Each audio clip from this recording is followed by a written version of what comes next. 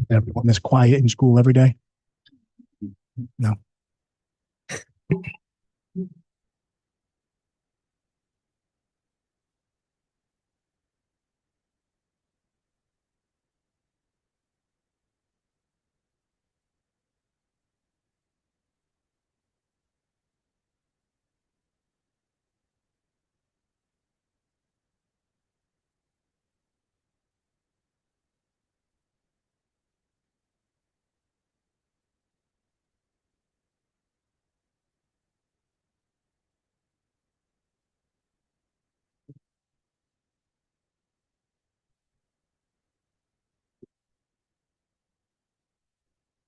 Welcome everyone to the Township Workshop Meeting, Monday, April 13, 2026. This meeting is now called to order. All please rise for the salute to the flag. Councilwoman Patel, please lead us in the salute, please.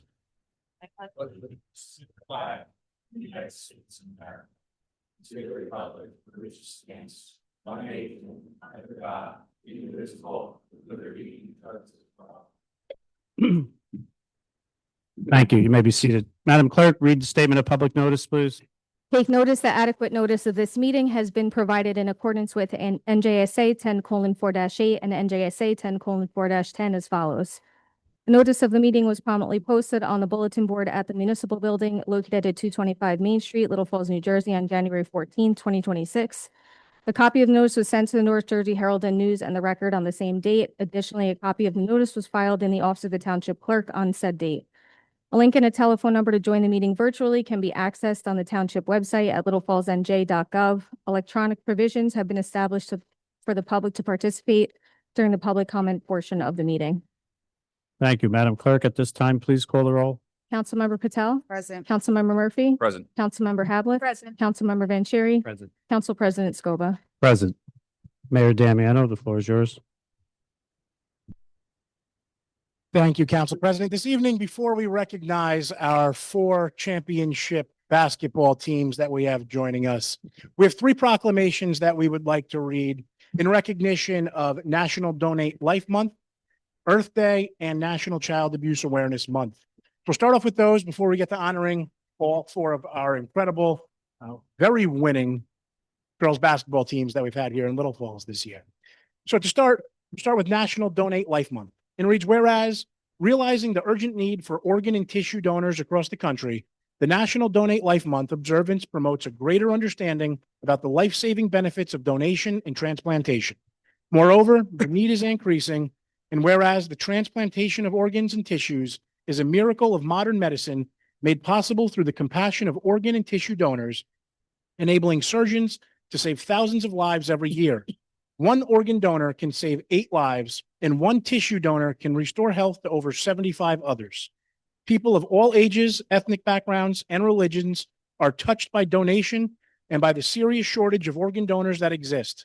According to the NJ Sharing Network, currently there are 4,000 New Jersey residents and more than 100,000 Americans awaiting life-saving transplant operations. And whereas every capable person should support this vital effort by registering as an organ and tissue donor, making their family aware of their wishes, and being willing to give the precious gift of health, sight, and life to people in need. And whereas the New Jersey Sharing Network is spearheading an awareness effort in order to educate general public about the importance of organ donations and in its life-saving mission. Now, therefore, be it resolved that during April 2026, as National Donate Life Month, each of us will become better educated about organ and tissue donation. And be it further resolved that I, Mayor James Belford Damiano, do hereby recognize April 2026 as National Donate Life Month in the Township of Little Falls. The second proclamation we have this evening, as I indicated, is Earth Day, and we celebrate Earth Day here in Little Falls by planting a tree every single year. So I hope that all of you will join us in the park for another tree planting this year. And it reads, whereas Earth Day originated in the U.S. in 1970 to increase awareness of environmental problems and was renamed by the UN as International Mother Earth Day. And whereas scientists estimate dozens of plants and animals will go extinct each day due to human activity. And whereas humans generate 4.5 pounds of trash per day, and according to Recycle Now, nearly 80% of all plastic waste ever created by humans is still in the environment today. And whereas there are many small things we can do each day that will make a huge difference for our planet, such as to recycle, carpool, use fuel-efficient cars, and stop littering. And whereas every year on April 22nd, Earth Day demonstrates environmental support and how we can protect our planet from further harm. Now, therefore, be it resolved that I, Mayor James Belford Damiano, on behalf of the Township of Little Falls, do hereby proclaim April 22nd, 2026 as Earth Day in the Township of Little Falls. And our third and final proclamation this evening is National Child Abuse Prevention Month. And whereas children are vital to our community's future success, prosperity, and quality of life, as well as being our most vulnerable assets. Whereas all children deserve to have safe, stable, nurturing homes and communities they need to foster their healthy growth and development. And whereas child abuse and neglect is a community responsibility affecting both the current and future quality of life of a community.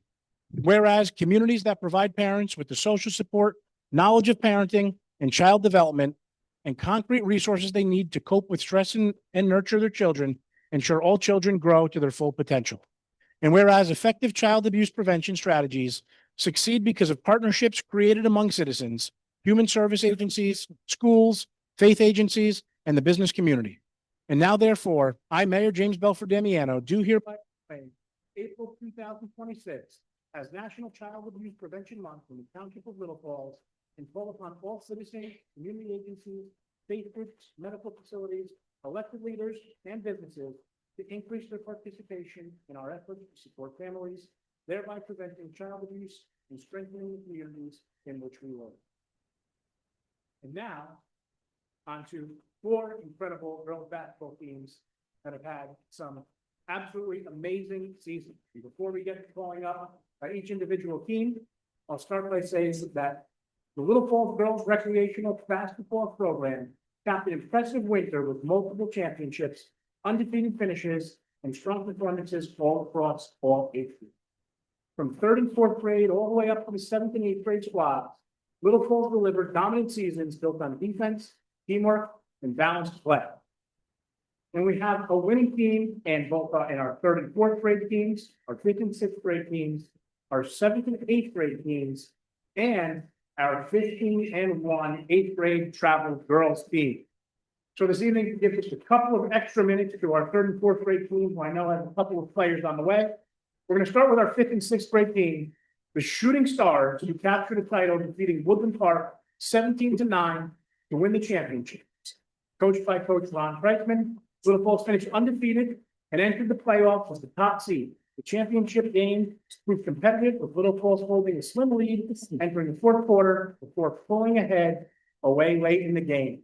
So, Coach Ron, I'm asking you to come up here and introduce all your players.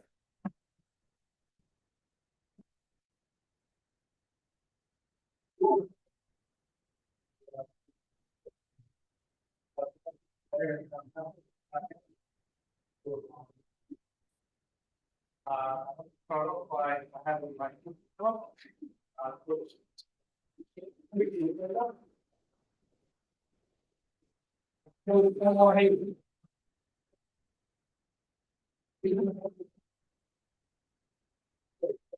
Start undefeated season for the Romano League. They did it with defense. They allowed their opponents, and we saw that in my opinion. It was an amazing run. Every technical in was a fire victory. The really good there. And only one word on the record. In February, we're going to see the win at Little Park. The red credit though would be the down, the alley, the back ball in the game. We knew once we go from even though we see and that and one of the 10 things that was and for like a early meeting game, Little Park coming back. Little Park another tie game, it's like 2.3 at halftime, which is just 0. We're trying to get to the halftime, but they were down. Third quarter, looking like the fourth quarter, they were going to be now. Clutch baskets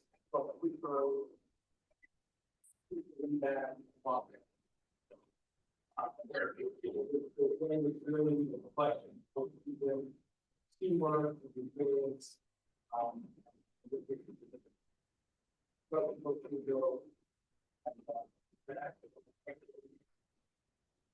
okay, we got some MVP, Jenna Hayes.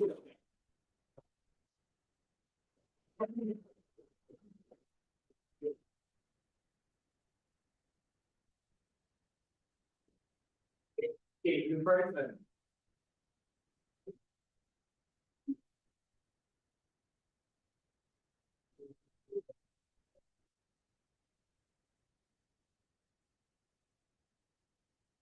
Now, Calvin.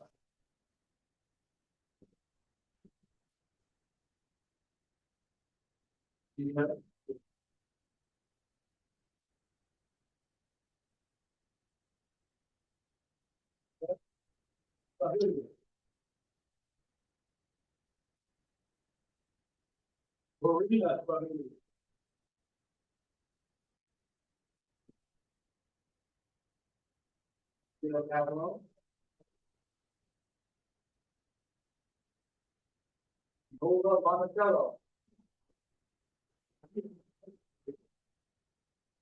All right, can I go into that for your photo?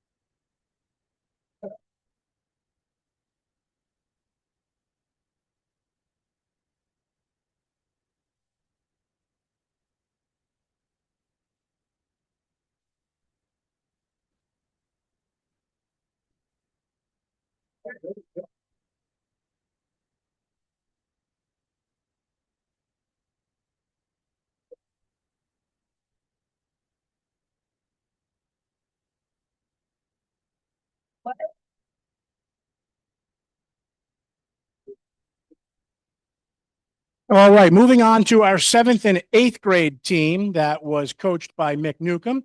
This team also completed an undefeated championship season, showcasing consistent effort, confidence, and a strong team chemistry from start to finish. Together, the teams produced a standout season for Little Falls, highlighted by a major championship win that represented resilience and a strong sense of teamwork. Coach, if you come up and introduce your team.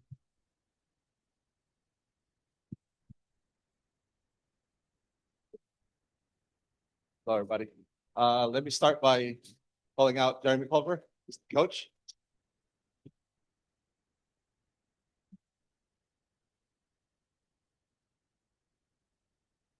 All right. The seventh and eighth grade rec girls team completed an amazing 10-0 undefeated season. Very dominant on defense and amazing offense. They were very easy to watch, but impossible to guard. So now it's my honor to introduce our champions, starting with Danica Leitner.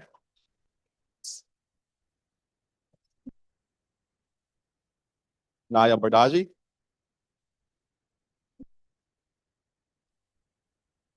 Payne Culver. Sophia Lacanti.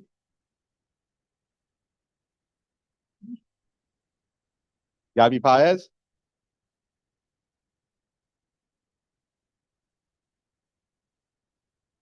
And Zoe Newcomb.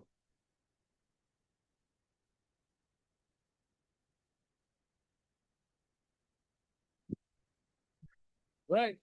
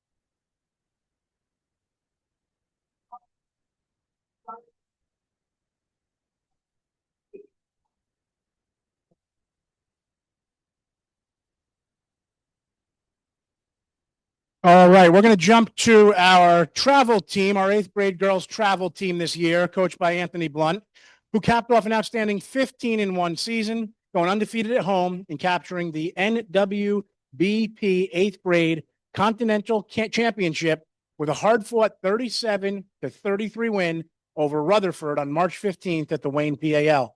Throughout the season, the Hornets delivered impressive victories, including key wins over Lyndhurst, season sweeps of Glen Ridge, Lincoln Park, and Little Ferry, and dominant season performances against Wayne boys and girls and North Arlington. They secured a decisive 50-29 semifinal win over the North Arlington at home to reach the championship game. Under the guidance of head coach Anthony Blunt and assistant coaches Jeremy Culver and Janine Almendinger, the group showcased remarkable teamwork and consistency built over the year of playing together. Their championship victory served as a fitting and memorable finale to their eighth grade Hornets careers. So, Coach, if you come up and introduce your team.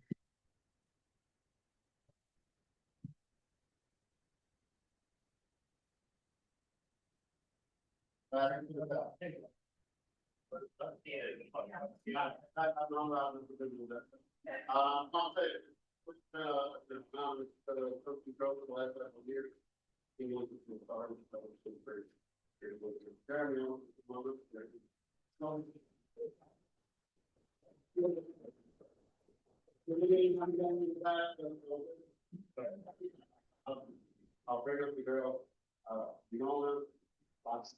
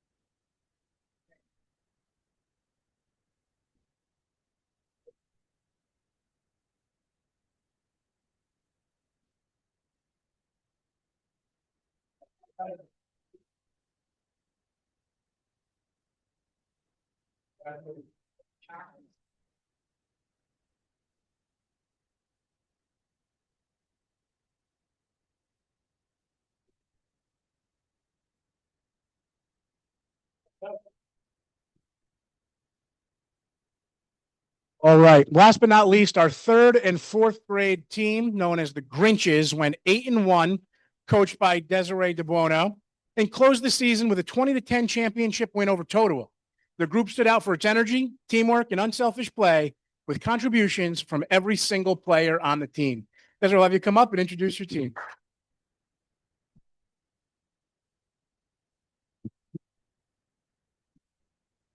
First I'd like to call up Monique Sashker, my assistant coach. Coach Cole.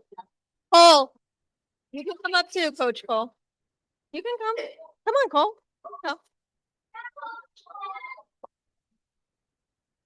And I just want to say the girls were a pleasure to coach this year, and they gave it their all every game. I'll start with Peyton Kavanaugh.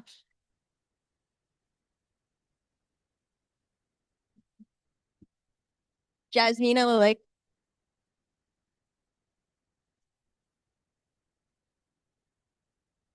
Alessia Slavchev. Aria DeBono. Olivia Suarez. Nicolina Slavchev. And Michaela Seth.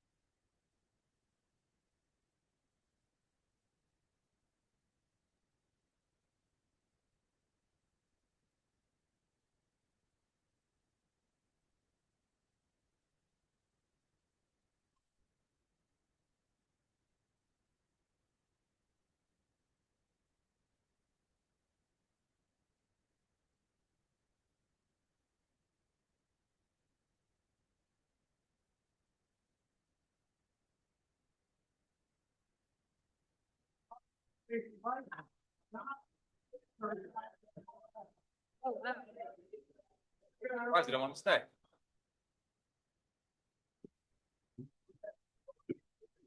Like, eighth grade civics, they're taking it, was right and taking it. And they're like, that's not, I got this eighth grade civics in the public.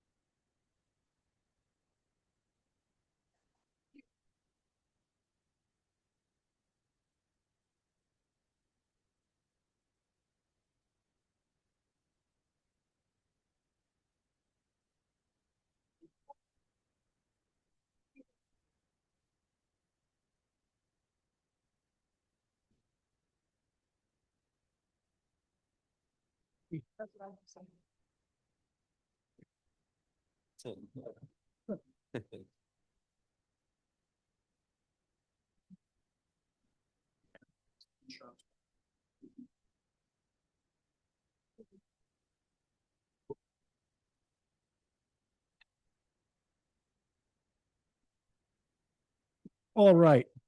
Ready, Council President?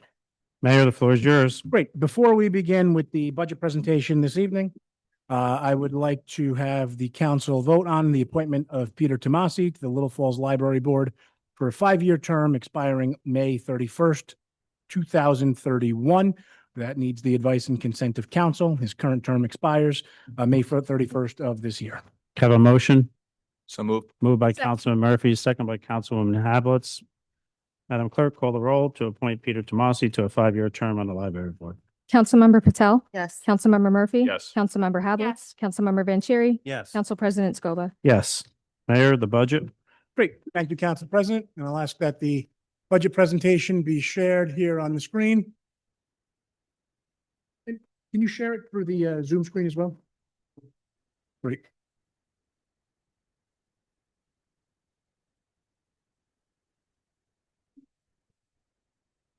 There you go, just screen. Thank you, Council. Thank you, Council President. Thank you, Nelson. So this is 2026 municipal budget being proposed for introduction, which will be introduced in May and adopted on June 6th, 2025 June 8th, 2026 as the proposed schedule. Whew, stuck in last year. All right. So as we move on through the next slide, the agenda this evening for the presentation, the annual municipal budget provides spending authority for all township departments. It represents an overview of the 2026 spending plan and estimates the funding required to support that plan. Only public information is presented herein and confidential information has been excluded. We'll go through some highlights: revenue, appropriations, debt, and the tax rate.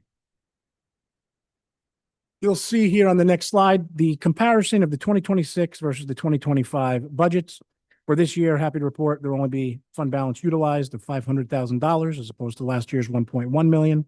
We have anticipated revenues up a bit at 7.399 million versus the 6.715 last year.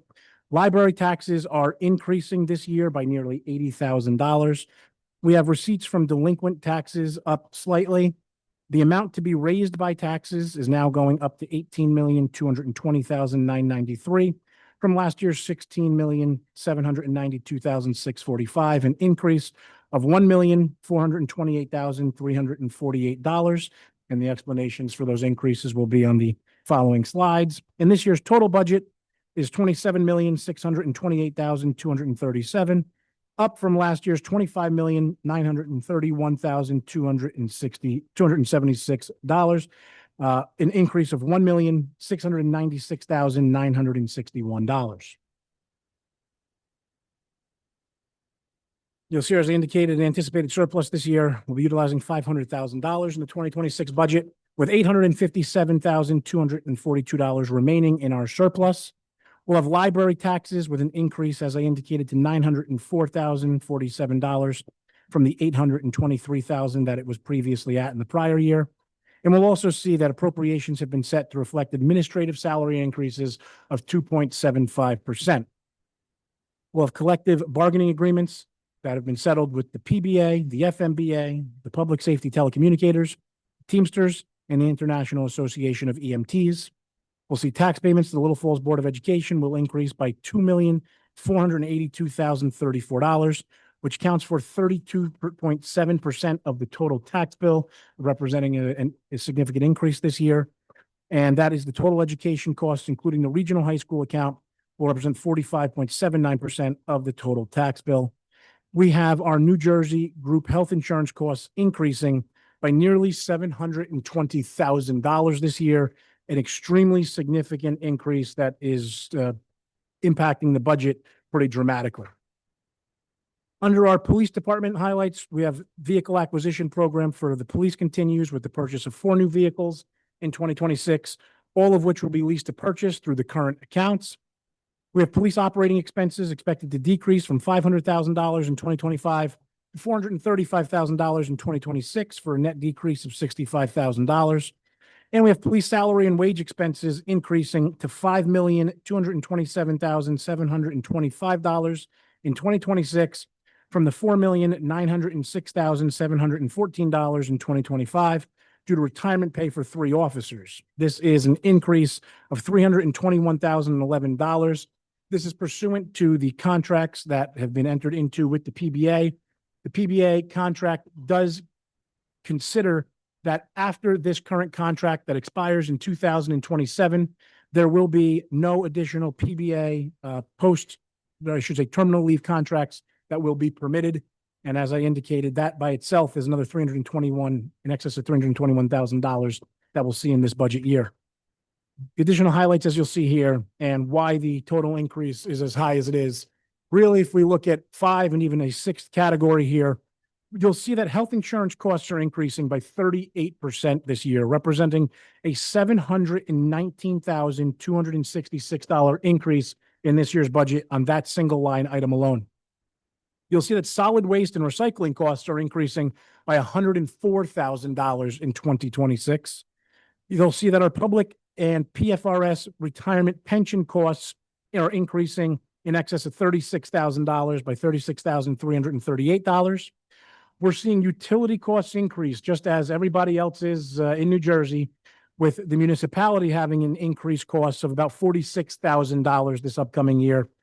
We have a statutory library increase by $80,534, and those items alone are an increase of $986,138 for statutory and essential operating costs. And if we add to that the police increase that we saw of $321,011 that I just previously talked about, these six items represent $1,307,149 in total increases in this year's budget.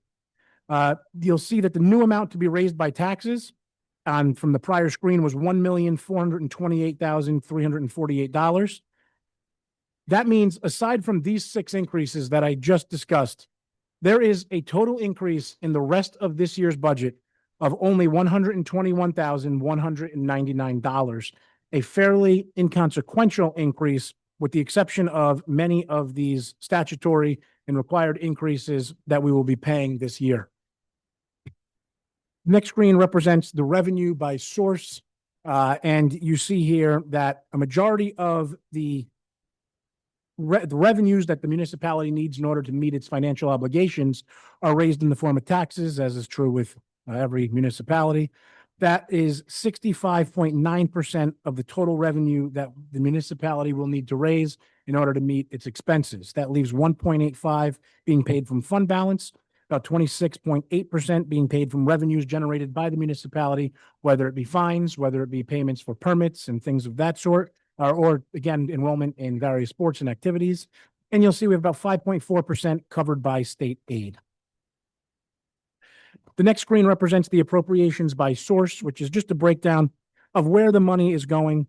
You'll see that a majority of, or the largest single expense that we have here in the municipality, as most in New Jersey, is the police, followed by healthcare and pension contributions, followed by debt service, administration, public works, solid waste landfill costs, sewer costs, our fire and EMS, library, utilities, insurance, parks and recreation, our construction code department, our municipal courts, grants, health and human services, and down at the bottom, emergency management. On the next page, you'll see here the township has increased its budget in the amount of, as I indicated, $1,695,760, due in part to statutory requirements for pension and healthcare costs and police retirement pay. The Main Street pilot in this past year earned revenue of $623,279 from the apartments and $1,257,953 for the townhomes, which is a revenue that we are allowed to infuse into the budget, which has resulted in a total of $1,881,232 not needing to be added to money to be generated by taxes from the rest of the taxpayers. This same 8-acre site previously produced about $300,000 for the municipality. Again, it is now at about $1,881,000 and change, an increase in excess of $1.5 million that the municipality now has coming in as a revenue source that does not need to be made up by the remainder of the taxpayers here in Little Falls. And finally, on this page, we have the administration continues to provide emergency services of police, fire, and EMS, all to protect our citizens in a fiscally responsible manner. The next page will indicate through 2025, our municipal debt, including our limits, the municipal amount, and the schools. And you'll see there in 2025, the total limit was about $75 million. And I'm happy to report that on the next page, our current allowable municipal debt is $85,832,600, $85,832,675, with authorized debt as of December 31st of this past year, only being $35,071,200. leaving us with available borrowing of $50,761,475. Of course, an available amount that we hope to never tap into in that great of an extent, with a percentage of debt representing 1.43%. The next page, unless you are really into numbers, is a bit of a headache and will be broken down in greater details on the future following pages. But this year's estimated total tax rate will be about 3.85. And that is a combination of municipal, county, or open space, or local schools, or high schools, based upon this year's assessed valuation of the entire municipality, which is $1,542,830,300, slightly down from last year by about $2 million, fairly inconsequential amount in the total figure. And then you'll see as you continue on to the following pages, the local versus the total breakdown of taxes. And all of these right now in 2026 are estimates because we do not have the final county tax rates from the county. So we have estimated a slight increase from the county. So all these figures are subject to minor changes. Of course, the local portions are finalized. So the next page is how much did the average taxpayer pay? And you will see here that the total tax on the average assessment is going up by about $96 a month on the average home here in Little Falls, which when broken down, even on apartments that are currently under rent control, a $2,000 a month apartment will see an increase of about that per month on a rent controlled unit, where here the average assessed home in the municipality will also see that similar increase. So it's about a 1-to-1 on a $2,000 a month apartment versus a home here assessed at the average value of $318,729. And that is a reminder to everyone to keep in mind that the assessed value of your home is not what your home would likely sell for today in 2026.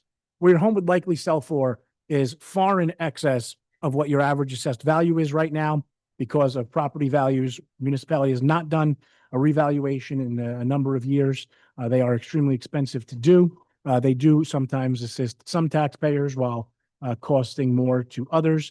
There does come a time when our ratio is such that it's required. We are not there yet.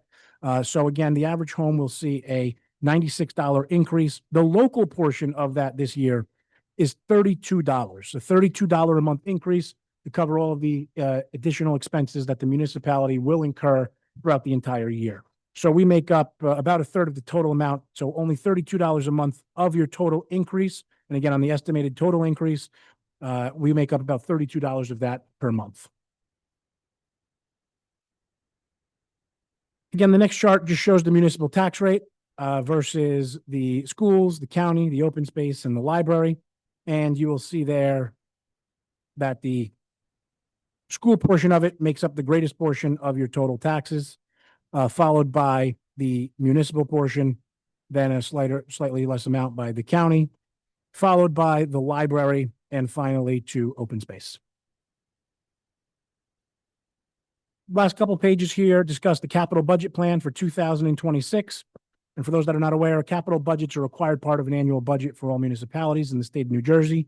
And under NJSA 48-4-43, it provides that the budget is a plan for the expenditure of public funds for capital purposes. The authorization to make the expenditure still requires a capital ordinance adopted by the Township Council for each specific project, what this council has done every single year. And a capital budget addresses the needs of the township's infrastructure and equipment requirements. And if authorized by the council, will reflect an increase in current debt of approximately $2.5 million, despite there being about $4 million in total capital this year, because there's a significant offset by grants. And you'll see on the next few pages a breakdown of each department and where those costs will be going. You'll see under police, under vehicles and equipment, there's about $512,500 total in police capital. DPW is asking for an F-550 dump truck with a plow and salter for a total cost of about $80,000. Our recreation department has civic center improvements of about $100,000 and various municipal facility improvements, which has to do with primarily the field, playground, and bathrooms. That will have about a $1.3 million cost, with about $941,000 being offset by grants. That is the engineer estimate. We're hoping that the total project actually comes back significantly less. This also includes bathroom improvements on the inside of the recreation center, again, with the assistance of a grant that will offset that. That's not included in this because we're waiting on final numbers. We also have technology updates throughout the municipality of about $75,000. The next page, there's OEM building upfit costs of about $74,000 for our Office of Emergency Management. We have various equipment and pagers for our fire department of about $102,000. And we have town improvement projects. We have our roadway resurfacing, our street paving program, a cost of about $500,000 per year. We have our streetscape project from Tulip on Main Street, from Tulip to the Peckman River of about $500,000 with $351 of an offsetting grant. We have the Stanley Street and Stephen Ave parking lots of about $500,000, again, with the hopes that that's an overestimate of the total amounts to complete those projects because of a pilot payment that has been made to the municipality, offsetting a significant amount of those costs. And for those that are not aware, we received a grant from the federal government of about $1.1 million, just under $1.1 million, that will fund the Peckman Riverbank Stabilization Project, or the first phase of it. We have a 25% match to that, and therefore we're funding $220,000 worth of that project, with about $1.1 million of additional work being paid for by the federal government to begin stabilizing the banks, with the hopes that the erosion will be eliminated, the undermining of the trees will no longer occur, and then our bridges will no longer be dammed up during storms. This is a significant step forward towards our Peckman River stabilization and ensuring that our residents through town remain safe.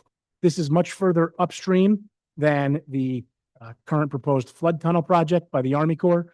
So this is a funded project by the municipality, unlike that by the Army Corps. And it looks like to spend about $1.1 million, the municipality has to fund about $220,000 of that, which frankly, to get about $1.5 million worth of work done, a $220,000 cost to keep hundreds and hundreds of residents safe from flooding is certainly a worthwhile expenditure. The next page just breaks this down a little bit with the total of 3.9365 in total capital requests. Funded by grants is just under 1.3 million. That requires total down payments of just under $200,000 with new authorized debt of $2.471 million, with total 2026 debt issued of $2,471,312, assuming all of that is utilized. And finally, as I indicated, the budget hearing and adoption will be on June 8th, 2026 at 7 p.m. here in council chambers and of course on Zoom. Any questions from the council?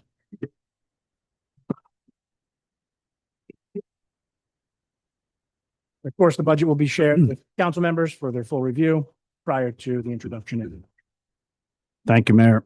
Seeing no questions, we'll move on. Can I have a motion to open the meeting to public for general matters and agenda items? So moved by Councilman Cherry, second by Councilwoman Hablitz.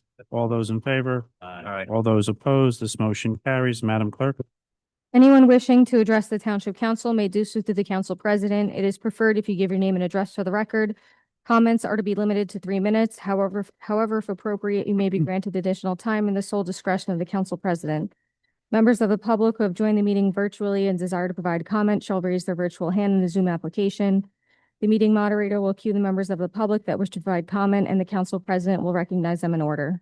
Members of the public who have joined the meeting by calling in must press *6 to mute and unmute themselves and *9 to raise their hand.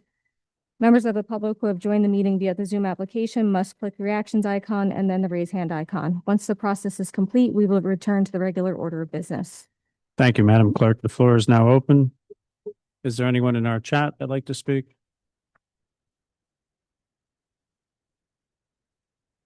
Mr. Barone? Mr. Barone, can you hear us? Yes, I can. How are you, Council President? Good evening. The floor is yours, sir. I don't know if I heard you correct. Is this general matters or agenda only right now? It's both. Okay. Thank you. Good evening, everybody. My name is Thomas Barone. I live at 26 Viewmont Terrace here in Little Falls. About a year ago, I asked the question about overnight parking and specifically, do we have an ordinance in place like I think 5 of our neighboring towns do. The answer I received was something to the effect of, yeah, we do, but during, I don't want to misspeak. I think it was you, Mr. Mayor, who said he was either during Katrina or Irene that we suspended that ordinance or enforcing that ordinance. In either event, somewhere along the way, it stopped being enforced, and I kind of accepted that as okay. But over the last couple of meetings, I've heard a couple of points brought up that I thought were kind of intriguing as they speak again, in my opinion, to overnight parking. A couple meetings ago, someone had brought up the idea of expanding the I don't know the exact terminology of it, but Airbnbs and expanding their usage during, I think it was specifically during FIFA, but in general, just allowing a greater use of Airbnbs in our town, which I spoke about and I'm strongly against myself, or any kind of rental capacity for that matter. And then last week, or last meeting, I should say, another gentleman spoke about how he can't pull out of his driveway because, people park in his neighborhood, sometimes days in a row. And I know there's 3 days or something like that is a violation, but the fact that they're doing it at all is again speaks to the overnight parking. This doesn't take into account what I consider to be very dangerous for, our emergency vehicles. There's nights when you can't drive down some of our streets because people who have 2 and 3 car driveways are choosing to park on the street rather than in their driveway, because I guess they just don't want to jockey in the morning, which I understand it, but I don't appreciate. I think it's lazy and inconsiderate. But I worry about a fire truck getting through or some kind of emergency vehicle. That's far more important than me doing the slalom through those streets. But it's really gotten bad, in my opinion. And lastly, I think it's kind of ironic that today's a budget day, because if I remember correctly, the last time we collected revenue for those tickets, it was somewhere in the neighborhood of like $60,000 or $70,000, and I don't know how long ago that was, but that's not a nothing sum of money, and that doesn't take into account what I would consider an opportunity to have. I know a lot of people today have more cars than they necessarily have driveway space, and I'm in favor of there being some kind of permitting done for those folks, and that's just another revenue stream. So for those points and several others, I would just ask the council, reconsider enforcing what, as I understand, is already existing ordinance, and I'm not sure why it hasn't been. Thank you, Mr. Barone, for joining us tonight. I'll just comment that was suspended by the mayor, the overnight parking due to the hurricane.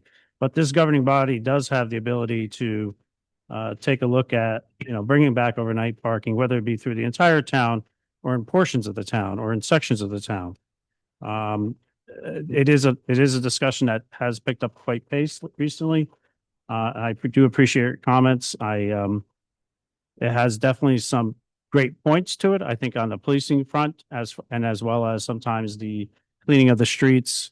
But there are also issues. I think you just alluded to them, that there are some sections of town where driveways would not support the amount of cars that are in the household.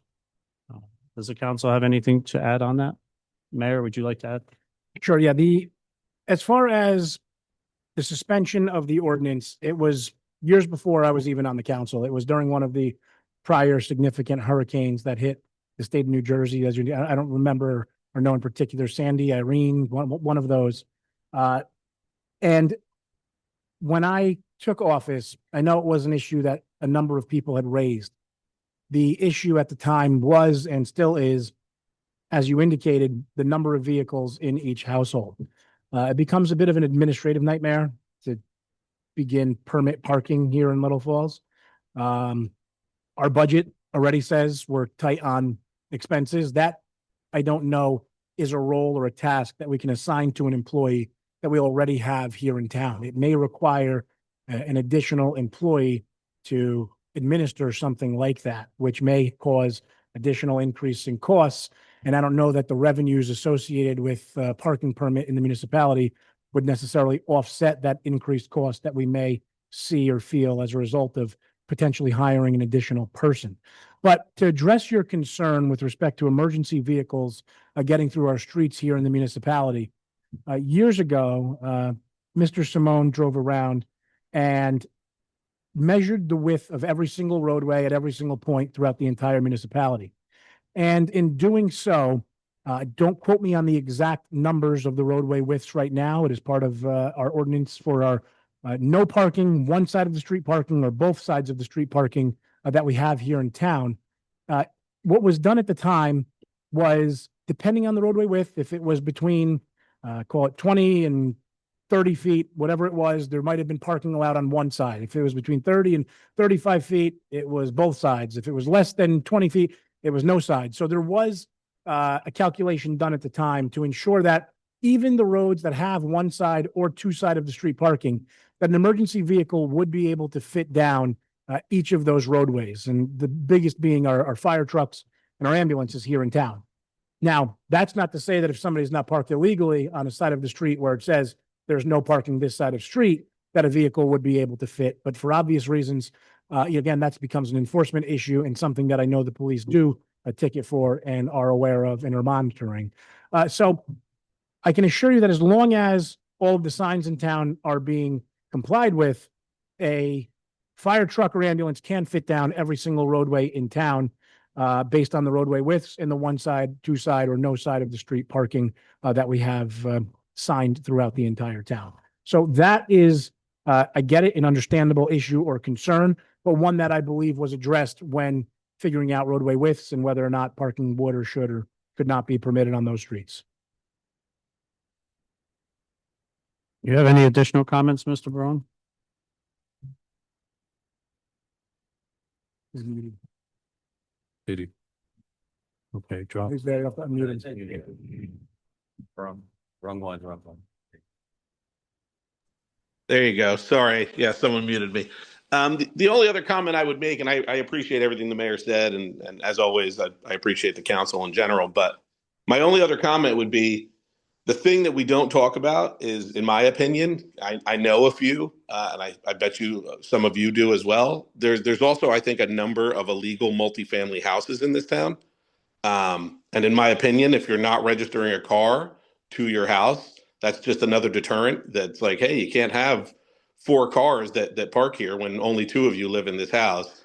That would be my last point. But again, this is not that I expect anything to get resolved today, but I do want to bring it to the attention because I think this is something that, you know, we don't think of as a big deal, but it's just yet another thing that we're kind of let go.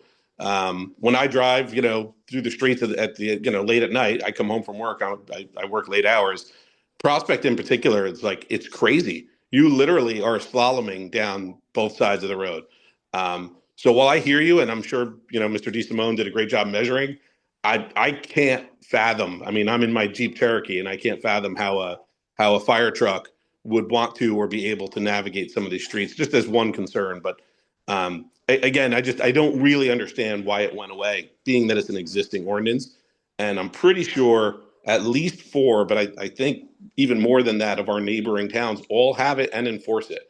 So it just seems like an odd thing that just kind of disappeared on us and we're not enforcing it. It just seems a little arbitrary to me, but I'll leave it to the council to figure it out. Thank you, Mr. Barone. Is there anyone else like to come before this governing bodies this evening? See no one in the chat. See no one come before the council chambers. Have a motion to close the public comment. Moved by Councilman Patel, second by Councilman Vanchery. All those in favor? Aye. All those opposed? That motion carries. Mayor, 1, 2, and 3. Sure, Council President, these are all relatively basic tonight. The first is resolution designating Rose Street as non-condemnation area in need of redevelopment. And what we are looking to do is determine if in the future, once the levee wall is built by the Army Corps of Engineers in particular, and potentially before that, is to see if Rose Street is an area that can be developed, or they call it an area in need of redevelopment. Again, it is not developed currently, but is still the term in need of redevelopment. To determine if it is something that we can work with developers on. There are a number of possibilities, I believe, that might work in that area, and something that I would like our planner, as well as the council and planning board, to explore in deciding it or determining if it's an area that can be developed in the future. So what we need is a resolution just designating that area as a non-condemnation area in need of redevelopment, primarily because there is municipally owned land there, so there's nothing that the municipality would really need to condemn, first of all. So that makes this a fairly simple process. The notices are only being sent or would only need to be sent to the municipality in Passaic Valley who borders the properties there and some of the other vacant land in that area. So this is not a heavy lift. This is not condemnation where the municipality will be taking land from anybody. It is just an ability for us to explore whether or not this area would be developable for us in the future or now, depending on the use that may go in that area. Any questions on number one? All right, item number two is a resolution authorizing a change order for Main Street streetscape improvements. And as we see from time to time, now that we are finally completing the sign installations along Main Street, there's a slight increase for the additional signs that are being installed along Main Street, and there's a slight change order for that project. Any questions on item number two?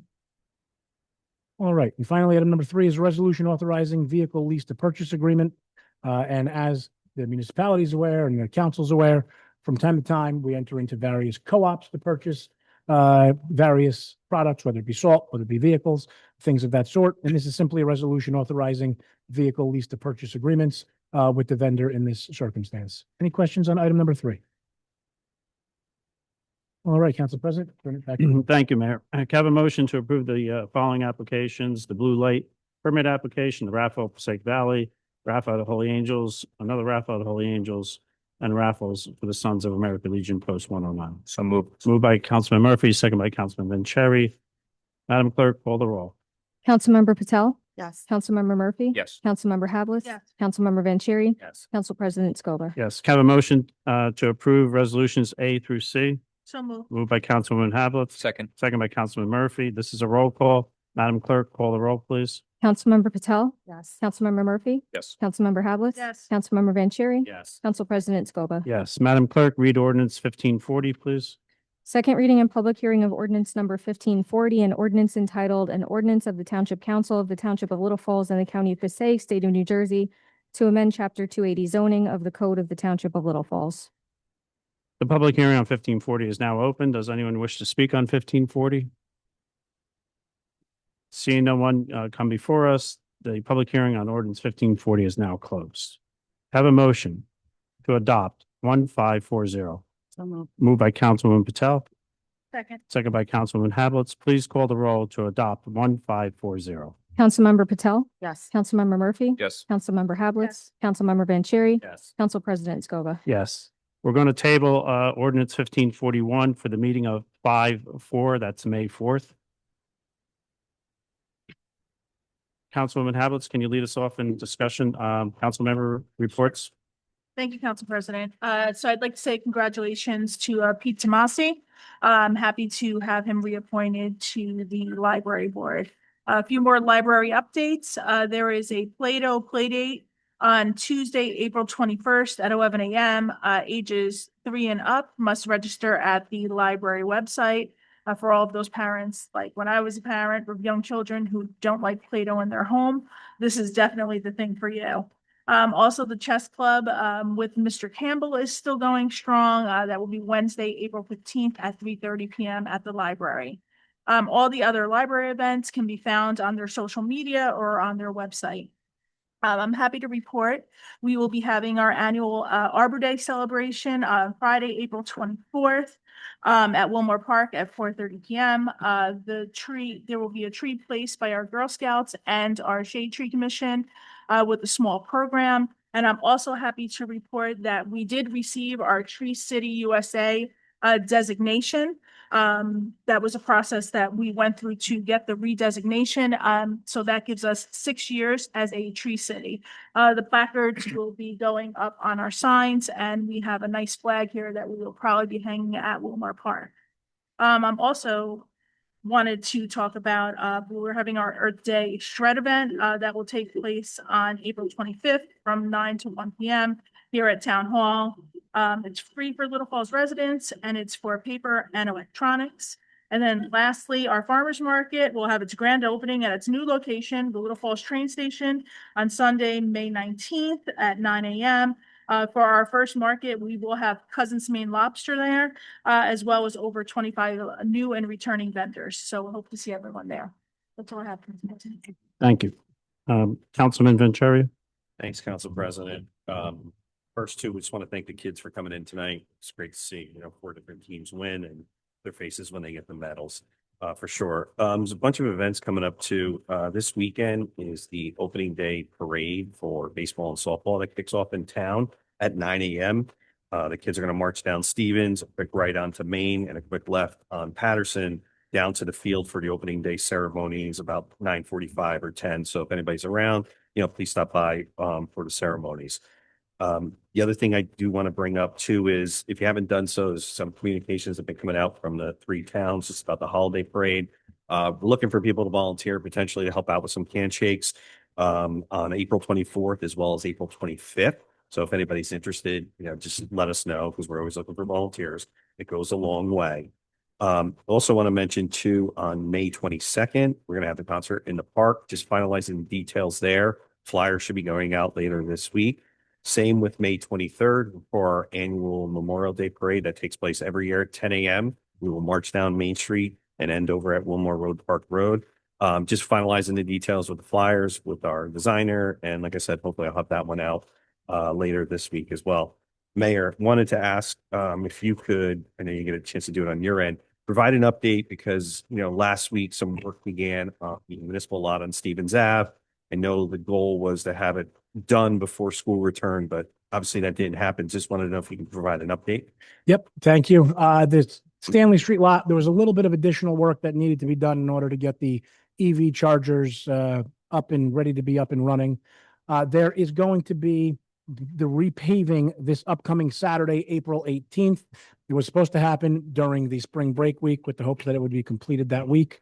Unfortunately, there was an issue with the paving contractor, so it will be done this upcoming Saturday, April 18th. The lot will be closed on Saturday, maybe even into early Sunday morning. So please be patient as we finally get that lot repaved. If your vehicle is in that lot, please make sure that you remove it from that lot for this upcoming weekend.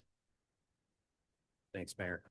Just a couple other things too. If you haven't seen the news too, with St. Agnes, the food pantry, things are changing. It's the last one this weekend. I know they are going to do a ceremony to honor the Sauter family because the late Nick Sauter was a part of the original starting group of the pantry. So if anybody's around on Saturday, just stop by. They will be there from like 7 to 11, handing out food one last time. I just want to thank Bob Dombrowski and his team. They've done amazing work for so many people in the area. And I know they're hoping to help out others through other means of doing so, but just want to say thank you for all the work they did at St. Agnes. One last thing I had too, Council President, is something I emailed over the weekend too, if we can look into potentially. There is some new legislation that's taking place with e-bikes. The state is adopting, but a lot of municipalities are adopting individual township ordinances. This is something we can look into before everything takes in effect. I know it's a hot button issue, a lot of people being hindered from e-bikes and stuff.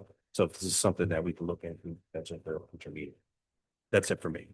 Thank you, Councilman Vanchery. I did attend on the mayor's behalf, synopsis on e-bikes. I know the township of Ridgewood had quite some issues in their center of town. It's definitely a complicated issue. If those recall the days that mopeds were around, they were licensed vehicles, but they also caused a lot of issues with traffic violations. Some of the e-bikes definitely, I think, are warranted. Some are more like almost like motorcycles. So I think we'll take a look at that and see how it's affecting the township of Little Falls. We'll concur with the police department as well as get the mayor's input and council members' input and staff and look at some other towns and see what they're doing. Councilman Murphy? Thank you, Council President. So just a quick announcement on the Domestic Violence Awareness Committee front. About 2 years ago, we teamed up with the Passaic County Prosecutor's Office to do a presentation at Passaic Valley High School for the senior class. And over the past 2 years, the administration over there, the superintendent, principal, and staff really found it quite impactful on the students. So this year, they asked us to come back and actually expand it with the junior class as well as the senior class. So we're expanding the program. On top of that, Captain Gilchrist from the Little Falls Police Department reached out and she wanted to involve Little Falls Police Department as well. So this year we're also expanding as well as the prosecutor's office, the DV committee. We're also involving Little Falls Police Department as well. So this is going to be a really big, starting to snowball really into a bigger thing, which we're really happy about, and just want to give some kudos the Chief Prawl and Chief Pressing, Sergeant Racanelli is a new addition to the DV committee, and he's been really, really good. The committee's been very, very happy with him, as well as myself. So the partnership with the police department has been fantastic. We're expanding. It's working really, really well. Prosecutor's office as well. And we also are starting discussions on next year for expanding it to the freshman and sophomore classes as well. So starting to really take off. I'm happy to see that things are really growing with the committee, and that, word's getting out there on awareness for DV, and it's actually making an impact on some of the younger generation. So just want to give some kudos, let everybody know what's going on. And that's all I have, Council President. Thank you. Thank you, Councilman Murphy. Councilwoman Patel? Thank you, Council President. Just a few updates for the Public Health Committee. Tomorrow, the Health Department is hosting a free vein ultrasound from 9 to 12 at the Clifton Health Department. So if residents are suffering from varicose vein, spider vein, general pain, while walking, things of that nature, it'd be a great idea to go get it checked out. It is free. You do have to register. So if you're interested, just call AL tomorrow at 973-470-5773. And then on Tuesday, April 21st and Thursday, April 23rd, from 6 to 8:30, here at the Little Falls Civic Center, the Clifton Health Department is conducting a free youth mental health first aid training, which teaches individuals how to identify, understand, and respond to signs of mental health and substance use challenges among children and adolescents, right? So this training can be really beneficial for teachers, school staff, coaches, anyone that works regularly with children.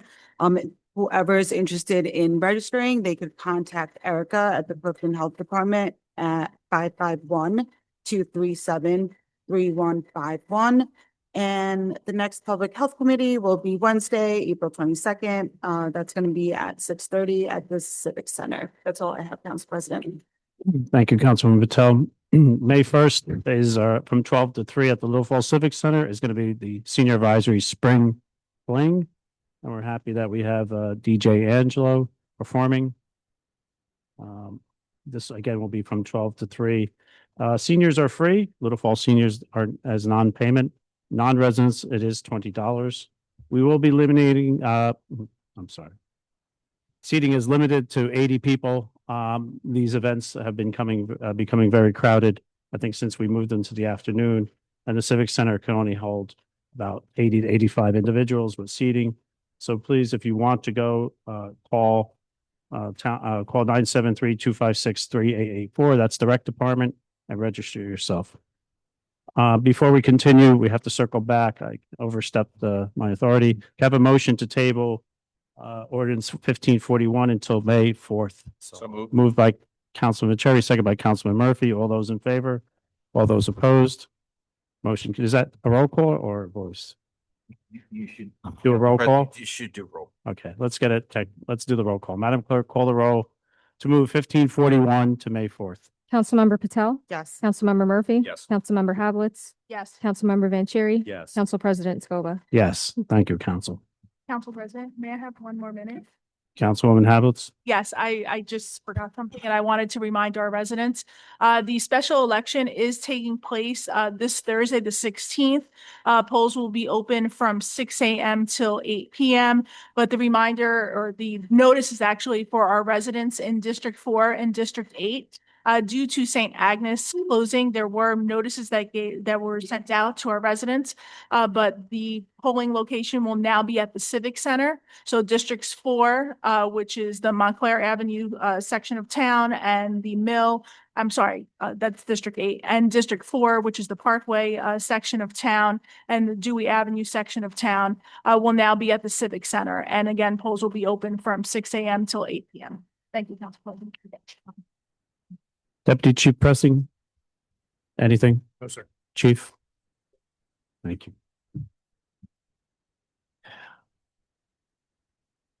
Have a motion to open the meeting to the public for the agenda items only. Moved by Councilman Vanchery, second by Councilwoman Havelitz. All those in favor? Aye. All those opposed? Motion carries. Madam Clerk? Anyone wishing to address the Township Council may do so through the Council President. It is preferred if you give your name and address for the record. Comments are to be limited to 3 minutes. However, if appropriate, you may be granted additional time in the sole discretion of the Council President. Members of the public who have joined the meeting virtually and desire to provide comment shall raise their virtual hand in the Zoom application. The meeting moderator will cue the members of the public that wish to provide comment, and the council president will recognize them in order. Members of the public who have joined the meeting by calling in must press *6 to mute and unmute themselves and *9 to raise their hand. Members of the public who have joined the meeting via the Zoom application must click the reactions icon and then the raise hand icon. Once the process is complete, we will return to the regular order of business. Thank you. The floor is now open. Is there anyone in our chat? I don't see any hand up. Is that correct? Okay, thank you. No one coming before us in the council chambers. Have a motion to close the public comment. Moved by Councilman Vanchery, second by Councilman Murphy. All those in favor? Aye. All those opposed? The motion carries. I want to thank Mrs. Kraus and Mr. Control for our pre-agenda meeting. I know it has its challenges. I'm grateful for your time and the effort of putting this agenda together. Have a motion to adjourn this meeting. So moved. Moved by Councilman Habit, second by Councilman Vanchery. All those in favor? Aye. All those opposed? This meeting is now closed.